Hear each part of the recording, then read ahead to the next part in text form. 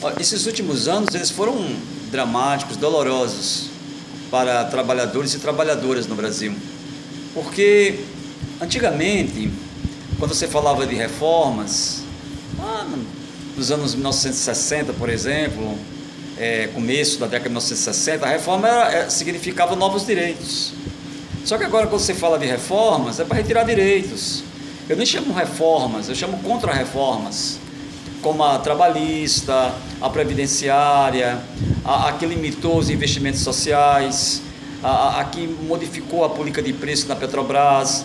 Todas essas alterações, elas deixaram a vida da sociedade brasileira e da classe trabalhadora em particular no limite mesmo, completamente. E assim, houve uma espécie de uma situação defensiva. Eu acho que nós não saímos dessa situação defensiva, porque é o governo atacando, é o empresariado retirando direitos e os trabalhadores perdendo aquilo que conquistou ao longo dos últimos tempos. Então, nesse instante, eu acho que o fundamental é os trabalhadores recuperarem o espírito de classe, o instinto de classe. Eu acho que o instinto de classe ele não perdeu.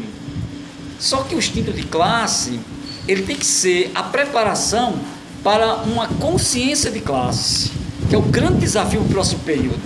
Transformar esse instinto de classe, você se sentir trabalhador, mas mais do que se sentir trabalhador, se organizar para fazer valer os antigos, mas ao mesmo tempo fazer valer novos direitos para a nossa classe.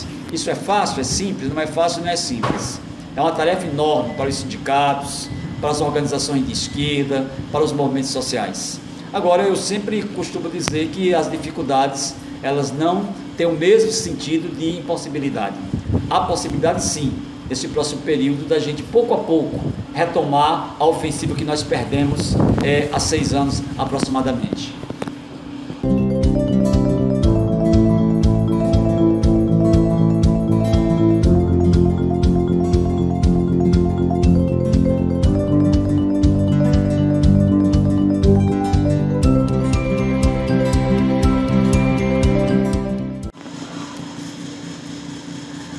Nós estamos vivendo um momento em que o movimento de extrema-direita e viés neofascista se fortaleceu muito no Brasil. O fascismo não é um sentimento individual, é um movimento coletivo, mas que afeta a individualidade.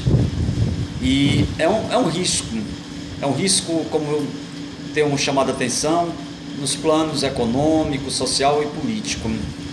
E, nesse sentido, nós temos que responder esse movimento coletivo também de maneira coletiva, voltar a se sentir como classe trabalhadora, e não cada um pensar isoladamente, como um indivíduo isolado, até porque não há um indivíduo isolado na sociedade. Nós vivemos em sociedade. O impacto do fascismo não é um impacto isolado, é um impacto sobre a sociedade. Por isso que nós temos que voltar a discutir questões como pertencimento de classe, ser parte de uma classe, ser parte de uma luta coletiva. Se a gente não voltar a pensar coletivamente, a pensar de conjunto, nós vamos continuar nos dividindo. E ao nos dividir, nós vamos abrir cada vez mais espaço para experiências como essa da extrema-direita, experiências como essa sigam, digamos, afetando profundamente a nossa sociedade, nos levando a situações cada vez mais obscuras.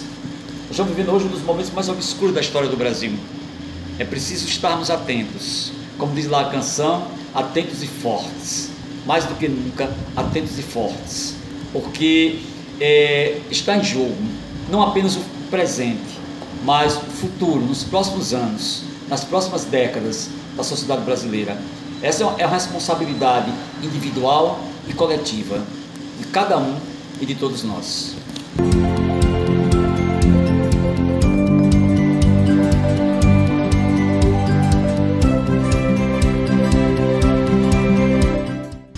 O Bolsonaro, ele é uma ameaça múltipla.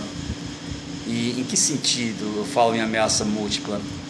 Porque ele é uma ameaça no plano econômico, quando ele diz que as coisas estão ruins para os patrões, que o trabalhador tem muito direito e, portanto, ele deveria se preocupar mais em ter um trabalho, mas não se preocupar tanto em ter direitos.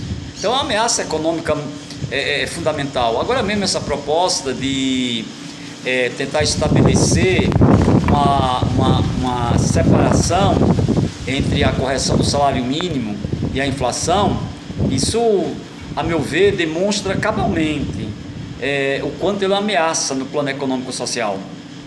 Agora, para que ele consiga consumar essas ameaças no plano econômico-social, é preciso ter um Congresso pouco democrático, é preciso ter uma sociedade pouco democrática, para dizer o mínimo. É preciso destruir a democracia política. Bolsonaro ele vem desmantelando a democracia política, mas para ele o objetivo não é esse. O objetivo é destruir, dizimar a democracia política no Brasil, porque a democracia política ela é importante para a organização da classe trabalhadora, ela é importante para os sindicatos, ela é importante para os movimentos sociais, e ele sabe disso. Por isso que o bolsonarismo é uma ameaça tríplice, é uma ameaça econômica, é uma ameaça social e é, acima de tudo, uma ameaça política.